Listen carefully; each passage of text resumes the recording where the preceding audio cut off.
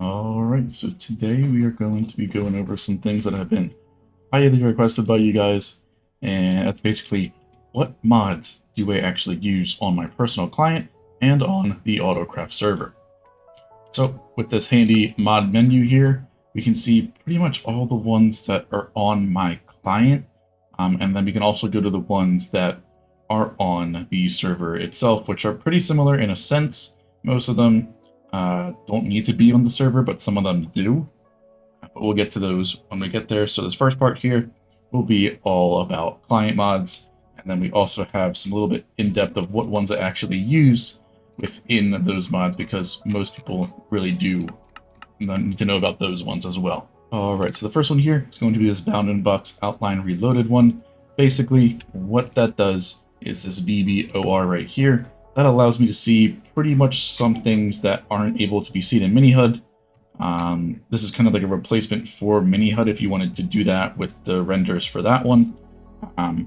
Mainly I use this one for when we did the drowned farm and things like that. That way we can see, biome borders like rivers and things like that much easier than having to have this at the retweet open and looking at the biome on the left here. I think it's different in newer versions. Basically, this just allows you to do that without the need to have that up, as long as you have it active like this. You can see it currently is showing slime chunks here. So if you wanted to do that, you could see slime chunks really easy as well. Also has a lot of other stuff into it. Let's see, structures, spawn and spheres, if you wanted to do that as well. Essentially, MiniHUD and a little bit of carpet. Spawn chunks also very useful if you wanted to do that, and things like that. Pretty simple mod, just basically outlines for farms if you wanted to do so, mainly for fortresses or monuments that you need to do guardian farms or nether farms as well. This is a pretty decent mod to have if you don't want to have MiniHUD, which I highly recommend you get MiniHUD instead of this one. I just have this one just in case I wanted to use this one, and it works a little bit better on some scenarios, especially with the biomes. AutoCraft's archive is officially low. It's mainly a collection of all the perimeter decorations, and it also offers physical merch that is themed around AutoCraft. So if you want to visit it, check them things out, click link down below and visit the website. We're just going to go down the list here. Next one, carpetmod. You guys should definitely know about carpetmod. That's by Nembomb. One of the best things I have ever seen. It would make a lot of stuff much more difficult if carpetmod did not exist. Now, you could spend countless hours going through all the stuff that we have here and within just the base carpetmod.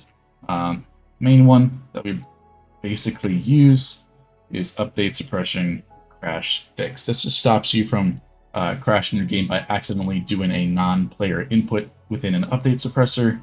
Otherwise, your game in vanilla would crash by default, and you could lose a lot of stuff if you don't have the proper backup, or, it'd be hard to get back into that world, let alone without a backup. That one's a main one right there. If we do carpet lists, this should say what we have currently enabled in the single player world. There isn't really much in this because it's not a server.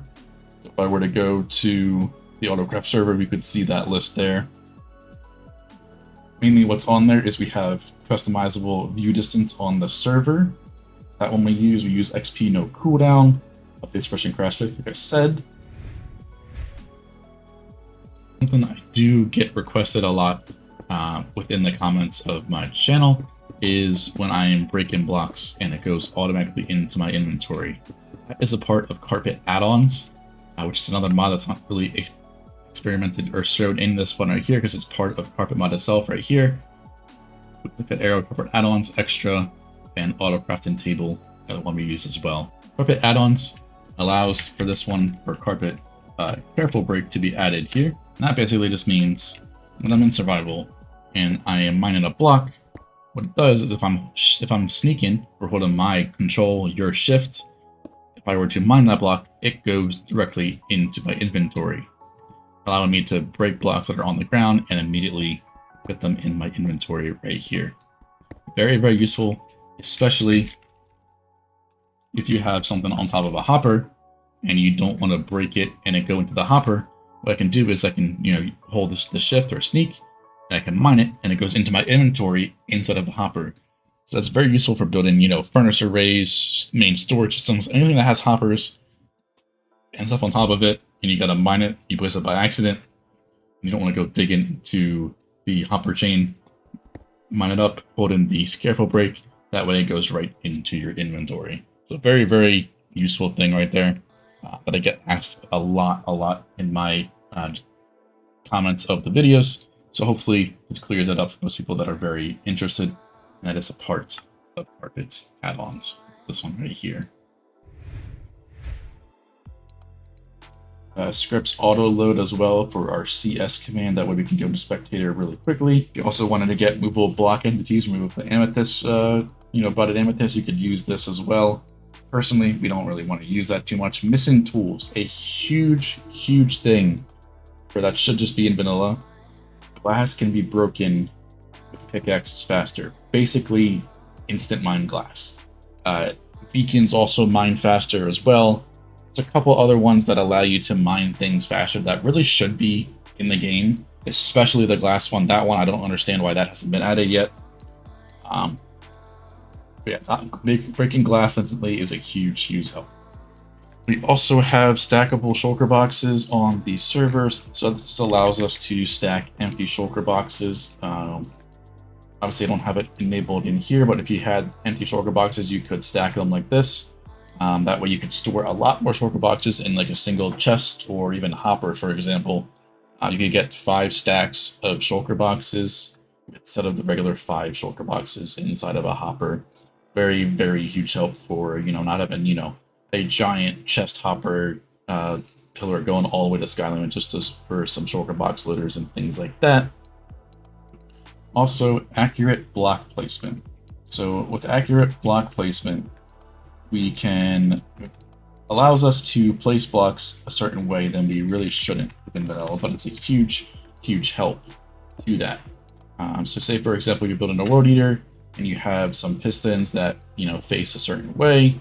What you can do with this is do that as well. So this kind of gets into Tweakeroo a little bit. So with Tweakeroo, we have hotkeys here. We have place into, reverse, and adjacent, as well as offset and rotation. So these are the main ones that I use, and it took me a little bit to get used to, of course. But the main ones right here that we use are, we have reverse, which places it the opposite way it normally would. So if I put reverse like that, it'll face that way, compared to the normal way, it'll face like that. If I hit into whatever block I'm looking at, it'll go into that block instead of facing towards the player. And if I hold both into and reverse, it'll go the opposite of the block it's facing into. So normally if you do that, it'll go like this towards you. If I hold into, it'll go like that. So if I do both at the same time, then it will go above like that. Also have the alt one, which is the one that can do like this. So whatever block you're facing in. So on the side, it's a little bit hard to explain this one, but if I click on the side here, it's going to face that way. If I click on the middle here, it'll face into that. And I go above, it'll face up, down, face down, and so on and so forth with those ones. So Tweakeroo has a lot of ways to help you with building some complex redstone contraptions. Definitely is a huge help, especially once you get used to holding down the keybind with each block placement. It is a very huge help to do that, compared to what you would normally have to do is go down. So say for example, we need a downward facing piston, we would have to go down below the block and click like that, or you can actually do it like this. You need to click in the top right hand corner and get as close as you can like that, and you can actually place it down. But obviously if you don't do that, it'll face right towards you. So it's a bit hard to do. This is why Tweakeroo is a huge lifesaver, just not only for me, but all the people that build road eaters and things like that. And that's how I was also able to build a full 272 road eater under an hour and a half. So under 90 minutes, I was able to build a full road eater without easy place because of that. Personally, I don't like using easy place. That's just my personal opinion. Obviously, for those that do use it, This is a way to kind of not have to use easy place, but you can still place stuff in a different way rather than having to rely on easy place.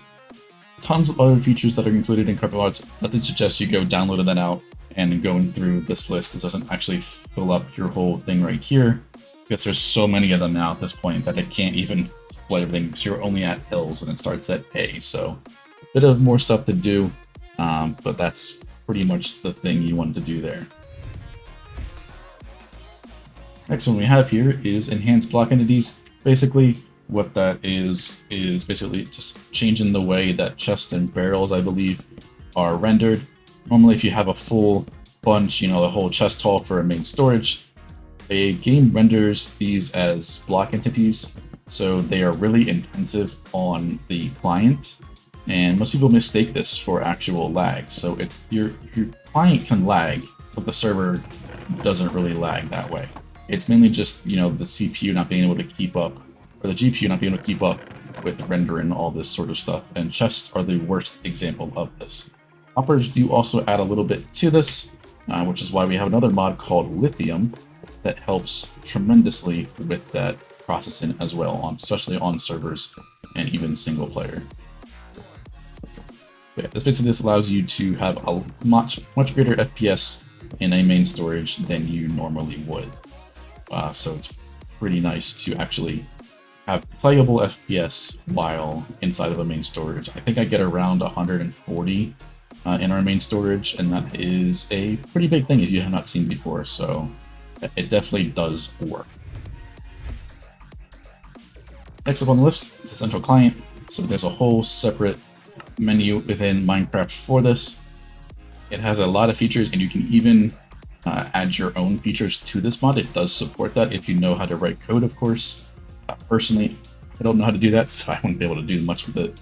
Main one here, Sim Narrator, a very annoying thing that you can't disable within vanilla Minecraft because it's down to a hotkey, and if you accidentally click that, you have to scroll through all the prompts again to get it turned off. I get it is something that is necessary within the game, but with having it a hotkey and not being able to be disabled truly is kind of annoying. Another big one, disable Bob when hurt. So if I was on fire, for example, my screen wouldn't shake. It does like the little shake thing where it goes like back and forth. My screen would not do that, so it's a bit smoother experience for people that were to either watch live streams or the videos. That way they don't, constantly see the side-to-side action of that as well, which is why I also play with Bobbin turned off. You can see my hand does not move at all when I'm moving around. This is my personal preference when playing the game here.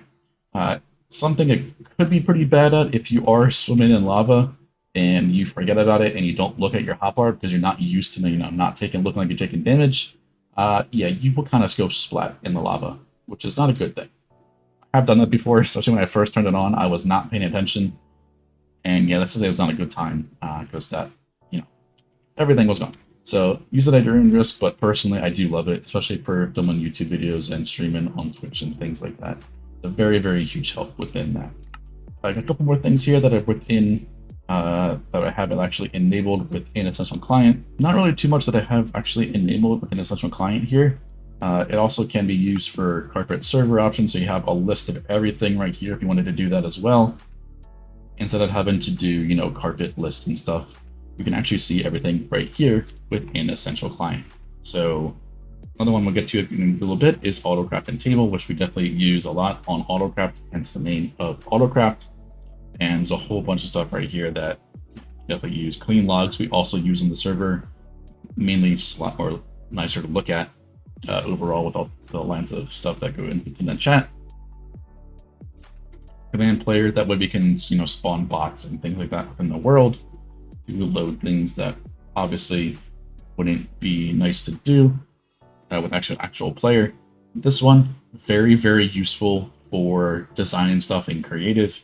Basically just allows me to go within blocks like I'm in spectator in a sense, but I can still, interact with stuff while in there. I can place stuff around inside the whole time. Like I can sit here, place a chest there.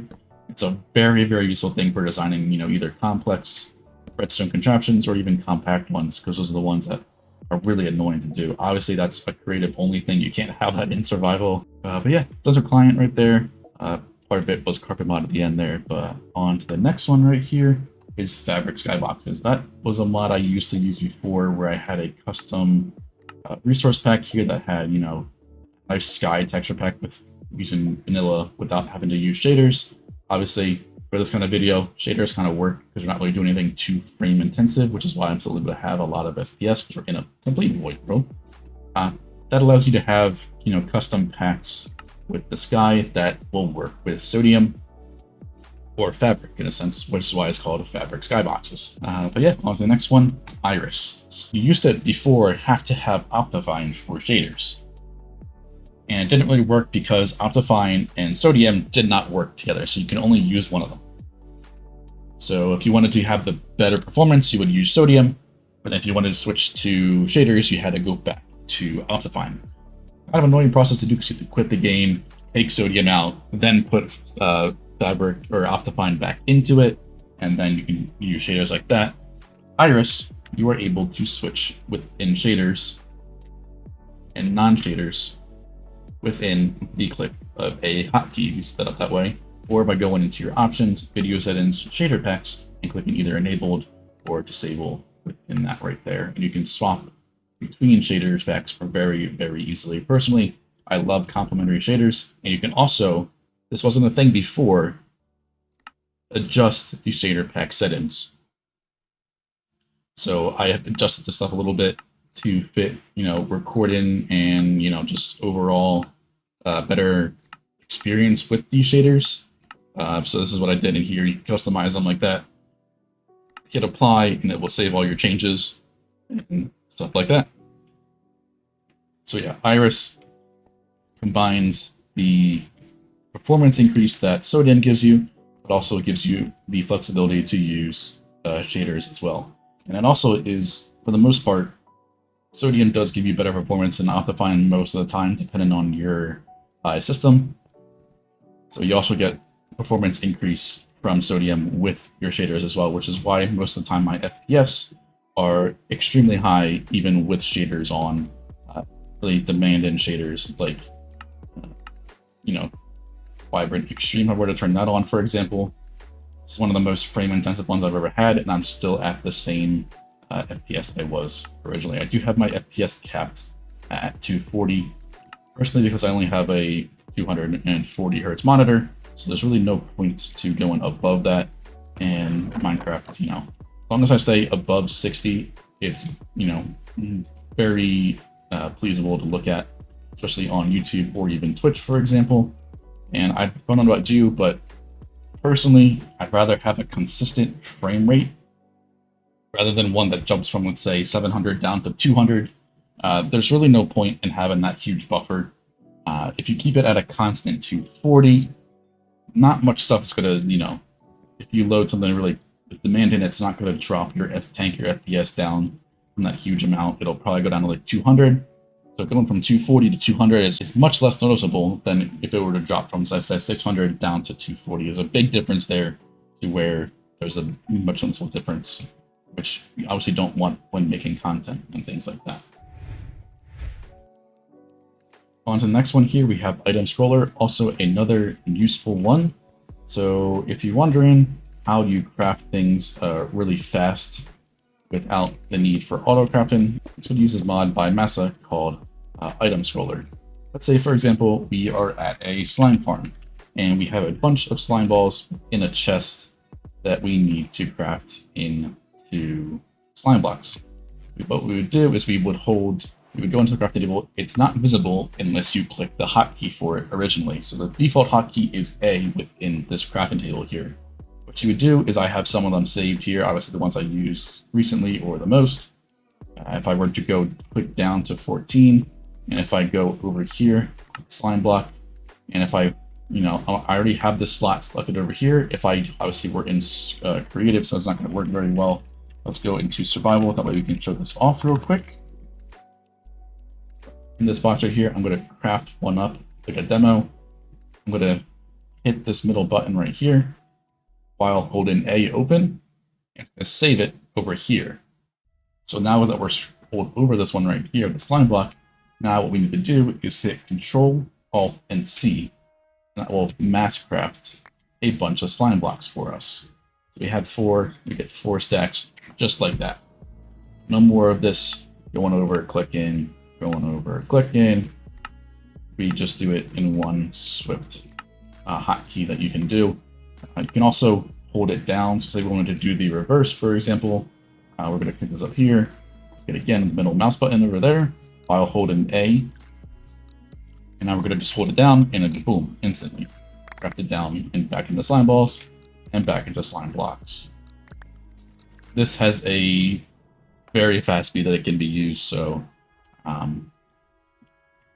recommend this highly if you're going to craft a lot of complex things like, for example, pistons, or observers, or repeaters, comparators, all those ones that are a bit annoying to craft, especially dispensers, because you can keep dispensing yourself bows and just keep going and going and going and going and going. So very quick, useful to help with that crafting. That's the main use of item scroller, which is this little thing on the left here. I think it's IC. Yep, so there's a lot of different other things you can use into here.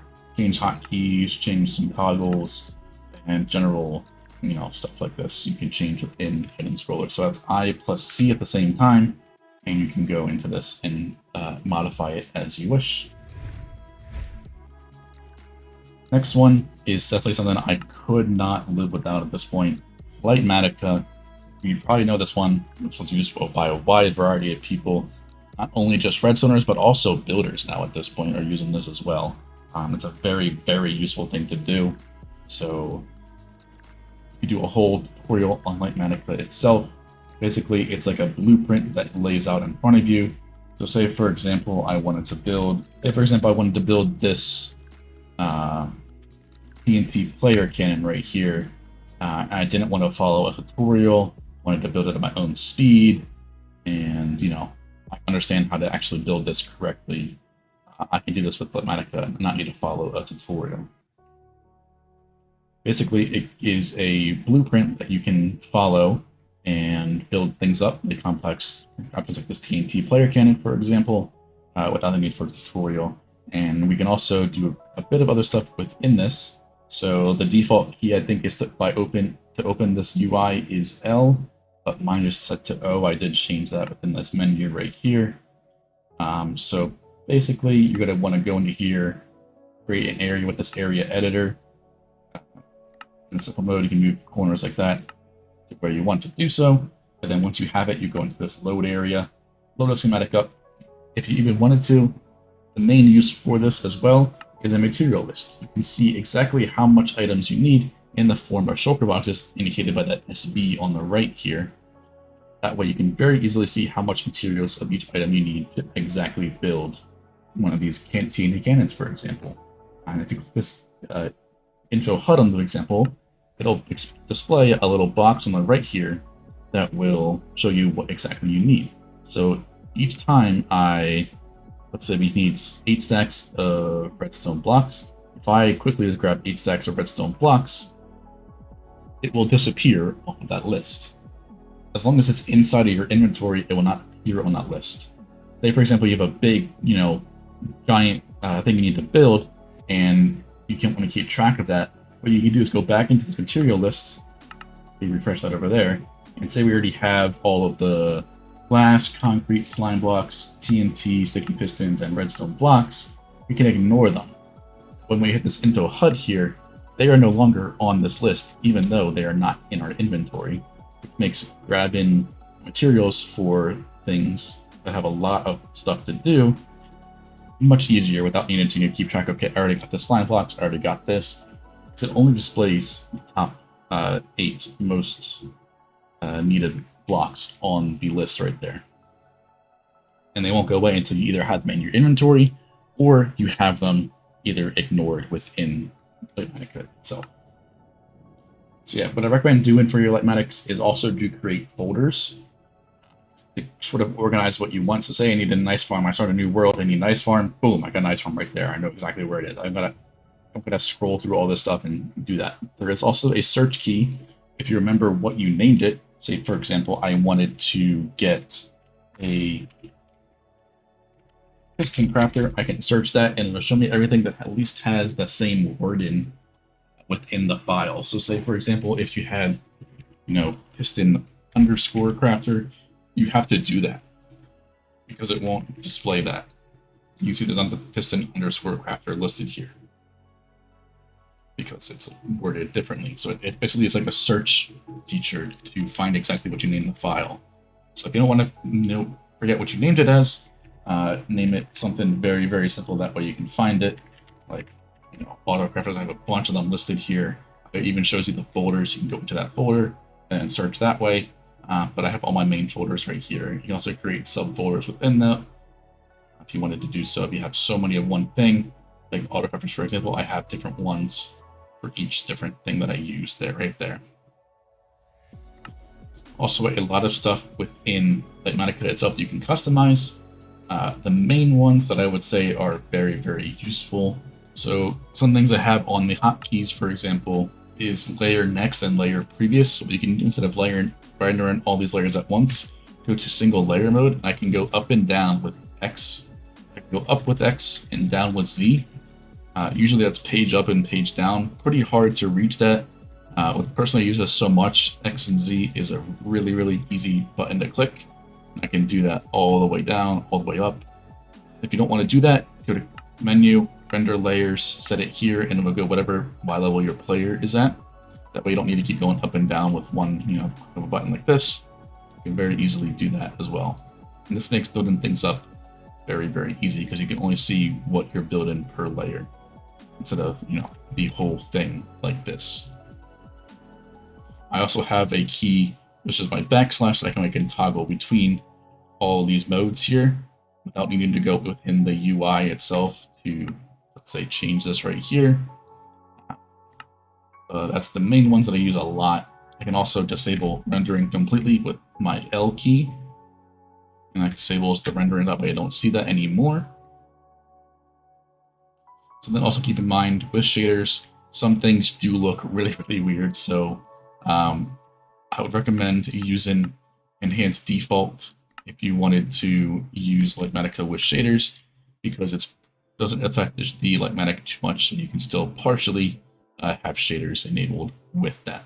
Something I've also changed is the color for missing blocks. Usually this is like a blue clear color by default. I did change this to a green. Personal preference, whatever you wanted to do for that, you can change with any hex code, RGB code right here. Visual is kind of a not really that important thing. If you wanted to do that, obviously rendering and things like that, and pull it into lines, you can also scale this box down. You would use this right here. I did lower this to 0.75. By default, it is at 1. So you can also customize some things within this right here. And the max materials, actually, this is 10 over here. You can change this to, let's say, for somebody wanting 16. We can do that, and it'll have more items over there as well. I keep the default 10. Most of the time, it's much more than you need to. But yeah, LightMatica 1, very, very useful, and I would not be able to live without. Next couple ones, logical zoom does what it does. It is a zoom hotkey that usually is only included within Optifine. Simple coding that logical did here, it basically zooms in and zooms out. Very, very useful thing to do. Next one is also a pretty simple one, ModelLib, just a library mod that allows other mods to work, mainly by Massa. So we have Tweakeroo, MiniHUD, LightMatica. Those ones essentially need ModelLib to work correctly. Massa Gadget, really don't use that one too much. Obviously, next one is just the base Minecraft game. And then we're on to the Minecraft Capes mod. If you haven't noticed, this cape that I'm wearing is actually something that I made myself. And it is my old channel logo of the Fireheart, which is something I really wanted to work on. You can't really do much customization with elytras within the base game of Minecraft. The main reason I did it was for the elytra here, because it looks like an actual Fireheart, because you have it mirrored on both sides. So this is only visible to people that actually have the mod, so it really isn't a hindrance on the game, because only people with the mod can see you actually have this cape. If they don't, they just see regular default Elytra. Or if you have like a Minecon cape or whatever, that would also be visible to them instead of your custom Elytra here. Very simple thing to do, and you can also customize your own one if you wanted to do so. This took me about like 10 minutes or so with no idea what I wanted to do. I just started drawing, and this is how it turned out, and I actually love it to this day. Next one on the list is, I believe, MiniHUD, one we kind of explained already. We'll go back to this. Basically, this left is the main functionality of MiniHUD, is your info line, basically a minimized F3 screen in a sense. So personally, I have a couple that are turned on that aren't visible all the time, but main ones that you want to look at: looking at block, FPS, memory, coordinates.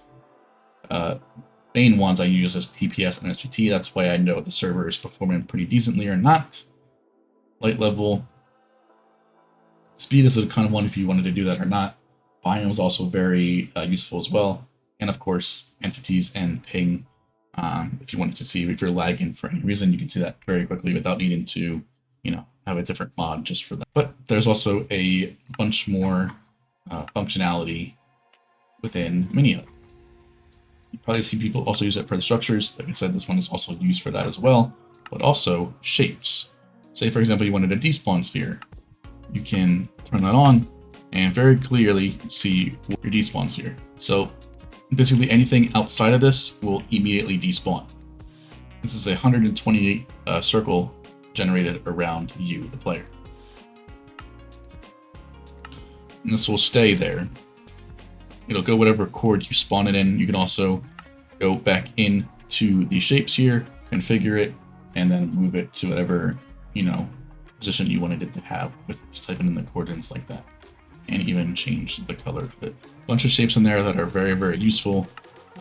If you needed to do you wanted to dig out a perimeter, and you wanted to do a circle, you can use that very easily, get the size of the circle that you need. Of course, you can't really customize the size of that shape too much. It's basically hard-coded into that.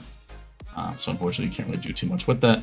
But it is very, very useful if you needed to see a quick, glimpse of that and go around spawn-proofing inside that circle. Next one is a mod to display the mods to you like this, which is called ModMenu. Allows, every single mod in here have its own thing. If it has a website link, it'll take you right to that. Say, for example, there's a new version, and you don't want to keep all these mods in a folder on your pinned tabs or things like that in your web browser. This will take you with one quick click right to the creator's website, so that way you can get the newest version if you wanted to do so. If they don't have anything on there, you will see that website button, this one grayed out. Next one is something if you are a content creator, you definitely want to get, and you like to do time lapses. Replay mod is the mod for that. So we'll actually go into a replay file real quick. This is my record time world eater construction right here.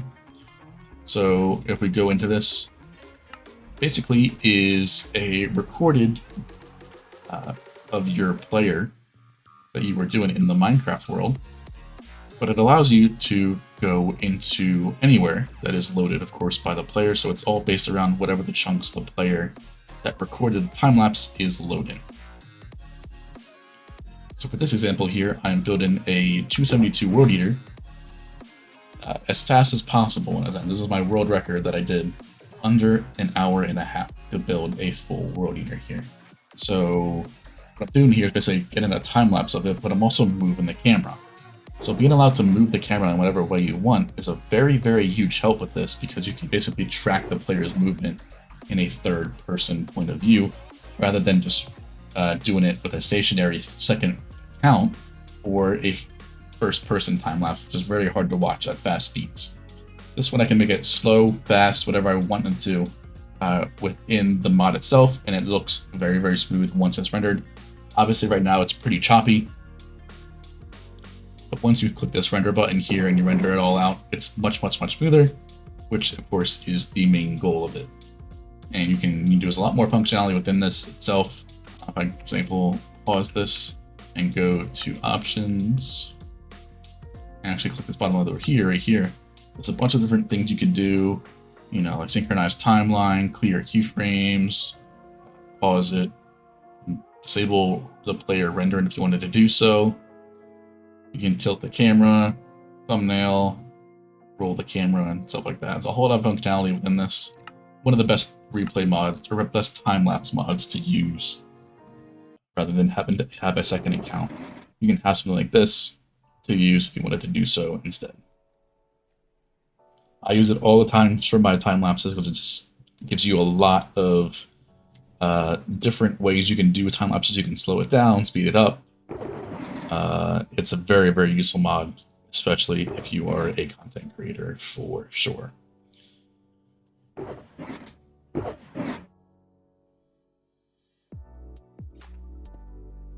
done. So what we would do, if we wanted to render it out, button right here, customize it to our thing. I always max it out at 120 frame rate, depending on what the use case is for it. Obviously, higher frame, you can slow it down, and it still looks pretty smooth. If I were to export at 60 FPS, for example, and I slow it down, it's going to look a bit more choppy, unfortunately. But yeah, basically move it around anywhere you want within loaded chunks, and it'll show you the path that you take. So we started over there, went up, around, down, and back up around where I finished on the edge right there. But yeah, Sodium is just mainly a huge performance increaser because of the way stuff is coded in Minecraft. It's not the best for the player to experience, especially chunk loading. Even with Optifine, chunk loading is pretty garbage. So we can load a lot of chunks with this. Obviously, we don't have the 64 chunk distance that Optifine has. Most of the time, Optifine can't even handle that render distance because it just is not that good of a performance increaser. Personally, from my experience with it, which is why I use Sodium, and it's mainly because I get a better performance from Sodium than I do Optifine. Of course, your performance can vary depending on your hardware, but personally, I use Sodium mainly just for the great performance I get from it. Next one is Starlight. That is actually pretty much becoming obsolete now. At one point, is going to be right around the corner. Mojang is actually rewriting the Light engine to pretty much nullify Starlight's whole existence, which is kind of sad to see because Starlight was something that was pretty much required if you were going to be on a server and use some farms that caused a lot of light updates, because the Light engine was so poorly coded that, you know, we had to outsource to the community to come up with a better solution than the whole game developers themselves. But it's nice to see that they're actually caring about performance now and actually rewriting some things that should definitely be in the game. So light updates can cause a lot of lag if you don't handle them correctly, which is what Starlight did. And it's cool to see that they're adding it into the game, but making that mod obsolete is kind of not a good thing for the mod writers themselves, because what are they going to do now at this point? They were always part of Starlight, and they can't really do too much because people already have it within the vanilla game itself. Yeah, next one here is sort of a one that works on the server, which is, it says right here, server-side shared LightMatics. So what I can do is, obviously if I was in a server, I could upload a schematic to the server. Most of the times with LightMatics, you had to share these placement origins, rotation, mirror, all that stuff within, let's say, a channel within the Discord of the server you're a part of. With Sigmatica, all we need to do is click one button, it uploads that to the server, and then anybody can go into this view Sigmatics, of course, if you're on a server, and download that, and it's already going to be in the correct position that it needs to be. No more sharing chords and rotations and things like that for a LightMatic placement that doesn't really need to be done. Of course, the only issue with that is they come in locked by default, but they can be unlocked and moved around. But it's not the big hassle because you physically have to click the unlock button to actually move it. So as long as people don't understand how to do that, you're perfectly fine with that as well. Next one here is Tweakeroo, or for my current one, it's called Tweaker More. That's because I have a little bit more stuff added to Tweaker that Tweaker More has. Actually, the one I actually have installed is TweakFork, but I guess it doesn't have one for that. So I have Tweakeroo, TweakFork, and Tweaker More. There's a bunch of them.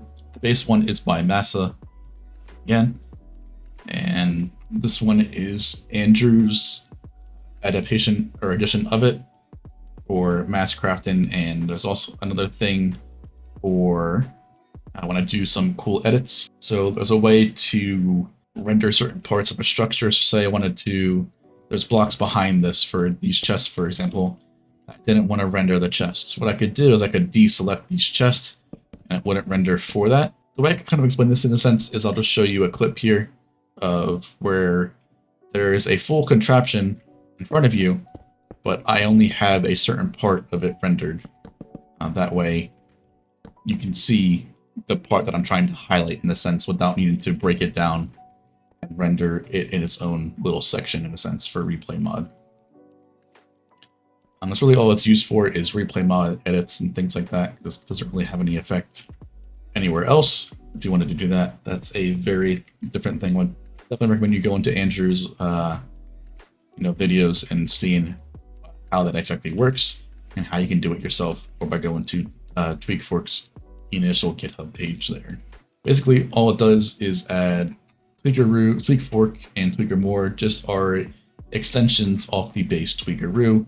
Add in a couple more things that those specific players wanted to be added within Tweakeroo itself. But we kind of went over Tweakeroo already. There's a bunch of stuff here that I would definitely recommend doing. Boss Fog, I'd say we'll double tap Sprint for that's me personally. Block breaking particles, smoother experience when mining out an area. Render distance fog is also a big one as there. And particles in general, you can disable that. All the placement hotkeys went over as well, and some other tweaks that only work on sometimes just the client, but also can work on that. This one right here adds a randomizer, so I can have slot that I wanted to randomize. Say, for example, I had some concrete. I had 3 different colors of concrete I wanted to use, and I wanted to randomly select them. What I would do is I would turn fast placement on as well. Just hold down this button, and it's going to randomize what blocks that I place, without the need for me to have to use the scroll wheel and fill up my whole hotbar. Basically, that's what it does right there, if you wanted to do that randomly. So we got fast left click, fast right click, both useful things for creative designing and planning or breaking. Explosion reduce particles, fake sneak basically allows me to not walk off a block accidentally. Kind of like you're sneaking, but you can walk at full speed, which is very, very useful for building some things, or just, not having to fall off. The only way to get it off the block would be to jump or to break the block and walk off in a sense. Yeah, a couple more and we're done for the client side mods here. We got Voxel Map, basically allows a world view map for you right here. All the chunks you have explored are viewable here. You can add waypoints, customize the coordinates, location, if you have the map if you wanted to as well on the right here. Personally, I don't like that. Details performance, things like that, if you wanted to do that, and customize everything like this for the radar, controls, all that sort of stuff. It's very, very nice on especially a server where you have things scattered around everywhere. You can see exactly where it is with the use of the waypoints. Last one, which everybody probably already knows, but World Edit. World Edit just allows a lot of functionality to immediately creative planning. Say, for example, I wanted to repeat this for a chest haul, for example. I right click or left click over here, that sets the first position with the X. Then I right click on the second one. I do // copy. What I do is // paste, or you can do / paste it, rotate it, or let's say I wanted to stack it, and I wanted to stack it 6 six more copies of this in the direction I'm facing, I could do that with a very simple command right there, and it will paste it accordingly. If I were to / rotate it 90 degrees, and then I paste it again, it'll rotate it 90 degrees to the right. So if I board at it, it's a lot of functionality that you can definitely, I don't even know fully everything about board edit. I am a very noob, as you can say, to it. I really only use it for, perimeter decoration and things like that, instead of having to create a full LightMatica for that itself. But yeah, that's basically all the client-side mods done. So I'll go over to the server-side mods real quick. Alright, so going back into AutoCraft itself, you can see just one on the right here. This is a carpet script by command Leo. That is the stat command, or stat script. Basically allows a lot of stuff to be tracked that mainly wouldn't normally be able to. So you can see that I've removed 43 bedrock, it even can count that. The main one we use it for is for the total amount of blocks mined, which we can do with this on the right there. So that counts everything lined with an axe, pickaxe, shovel, all types of tools. This doesn't count what you mined with with your fist in a sense. Does not count that. But yeah, of course we have the regular carpet add-ons, carpet AutoCrafting table, and all those carpet mods within that as well. We have those, of course, because a lot of quality of life things are within those mods, especially for servers. So we have those included right there. Basically, the other one is just lithium, which is a server-side version of sodium in a sense, greatly increasing the performance on servers, which definitely helps out a lot with most redstone contraptions or farms or things like that are very demanding on the game. And the other thing we have is, like I said, with MiniHUD, it doesn't really work all the time. There is a mod called Servux, which you can have on the server, which allows you to use the MiniHUD stuff within a server. Otherwise, this wouldn't render for you on a server. So if you're on a server and you're trying to do this despawn sphere or anything in MiniHUD, for example, like BoundingBoxes for structures, and you're wondering why it's not working, this is why. You need a different mod because it's a client-side mod only, but Servux allows you to use the client-side mod on the server and it still displays to you. Obviously, we have Starlight on the server for light engine improvements, and that's pretty much it. Let's go to Essential Client so we can see all the carpet ones that we have turned on. So accurate block placement, anti-cheat, obviously, because you used to get kicked for flying and things like that. It's really annoying to do. AutoCrafting table, of course, which we use a lot for anything we want to AutoCraft without the need for either mass crafting, which we showed before, or, manual crafting. What's that? Carefulbreak, the one everybody asked about. This one right here. Mine a block when the player is sneaking, goes right into the inventory. Very, very useful. Clean logs, very, very useful one as well. One we have here is Deep Slate Instant Mineable. Unfortunately, there isn't really a way to do anything without a mod, so we have something that works with Carpet that gives us the ability to instant mine Deep Slate. Missing tools, also another big one here. Mining glass, and basically instantly. Very, very useful thing as well. Also beacons, it also helps with that. Basically things that should be included in vanilla, but aren't. Also scripts auto load, very important as well. That way we can have those without needing to go into the world and constantly type in script start, things like that. Smooth client animations, very useful for when you have the game slowed down. You can have to still look like it's a smooth animation with that.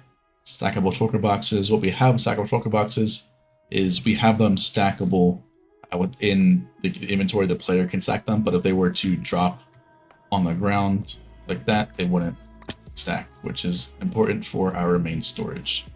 If that will not properly. And of course, like I said, update suppression, crash fix, and XP no cooldown, allowing us to absorb a lot more XP than vanilla normally allows you to. But yeah, that's basically everything all done and dusted right there. Obviously, I could go in hours within each mod here saying what's what, but unfortunately, we could do a whole video with each mod itself and going through the full functionality of everything like that. There are definitely some ones, I think, for LightMatica and maybe Tweakaroo. Personally, I'm still finding stuff out to this day about these mods and what's, been added either in updates to the mod or that I just haven't found yet personally. But yeah, definitely as many mods I can get linked in the description down below, I will have down there. Some of them might not have a website anymore, or I personally just can't find it. But yeah, everything is down there. Hopefully this helps some of you that wondering how some things work, or if you didn't know about them, now you do, and you can actually make use of them in either your single player world or your server if you have one of those. So yeah, definitely let me know what you think about this video right here. If you enjoyed it, the style of stuff, that way you can actually sort of see exactly what's going on within either my personal client or on the AutoCraft server. Make sure to like, subscribe, all sorts of things, and I'll see you guys in the next one.